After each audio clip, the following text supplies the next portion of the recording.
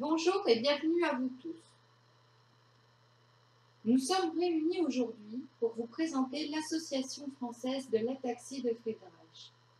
Au travers de ces diapositives, nous allons vous expliquer les causes de la maladie, où en est la recherche, et enfin nous verrons quel est le rôle de l'association.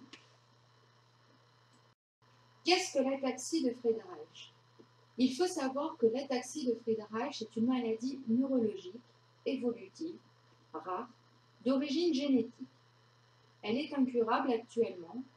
Elle est dans la catégorie des maladies rares. Elle touche environ 1200 à 1500 personnes en France et commence souvent à l'adolescence.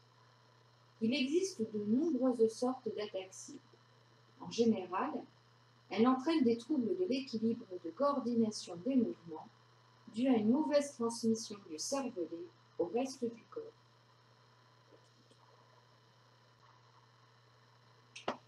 Ses conséquences aux symptômes sont nombreux. Une marche de plus en plus difficile avec chute et utilisation du fauteuil roulant après 10 ou 15 ans de maladie. Des gestes maladroits dus à l'incoordination, une dégradation de l'écriture et des difficultés d'élocution apparaissent aussi. Dans la plupart des cas, elle peut donner scoliose, pied creux, une atteinte du muscle cardiaque, parfois du diabète et d'autres complications. Même si le malade a des difficultés à communiquer, ses capacités intellectuelles restent intactes. Son évolution est progressive et variable selon chaque personne. Même si la recherche progresse, il n'y a actuellement aucun traitement curatif. Si l'ataxie joue un rôle sur les cellules, son origine est génétique. Le gène défectueux de la perte de chromosome 9, découvert en 1996, entraîne une répétition excessive d'une séquence d'acides aminés, gênant la formation d'une protéine appelée la frataxine, qui est ainsi produite de façon insuffisante.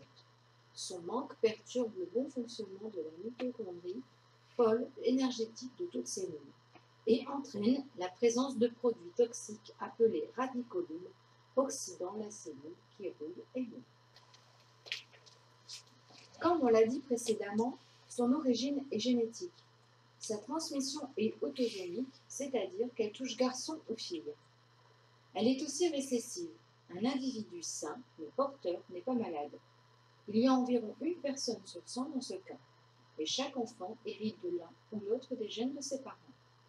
Depuis 1999, il existe un diagnostic prénatal qui permet de contrôler les naissances, ceci pour le cas numéro 5. La recherche de l'ataxie de Friedreich a été marquée par plusieurs dates. En 1881, la maladie est décrite par l'allemand Nikolaus Friedreich. De 1988 à 1996, localisation du gène de la maladie sur le chromosome 9 et identification par la suite de la protéine codée, la frataxine. En 1997, la création du test génétique. En 2001, démonstration du rôle de la frataxine. En 2006, un modèle de souris malade permet d'accélérer la recherche médicamenteuse. Et depuis 2009, ont lieu les premiers essais cliniques. Actuellement, il n'existe pas de traitement dans cette maladie, mais les chercheurs sont sur le point de le trouver. La recherche prend une dimension internationale. On compte déjà 5 essais de médicaments dans le monde, dont 3 en France. Depuis 2010, le consortium européen RIFACS réunit 14 équipes de recherche. Il faut noter que la rareté de la maladie complique la mise en place des essais thérapeutiques. Comme on dit, le temps des chercheurs n'est pas celui des malades, mais la recherche doit continuer. L'Association française d'ataxie de Friedreich a été créée en 1980 par Bernard Verne et Clémentine Odo, atteints par la maladie.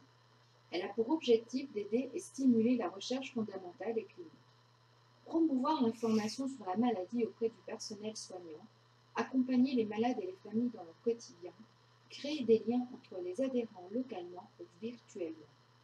L'association regroupe plus de 930 adhérents. L'association vous remercie de votre attention portée à cette petite explication. Pour plus d'informations, nous vous invitons à nous contacter via notre site internet afaf.asso.fr. Merci et à bientôt.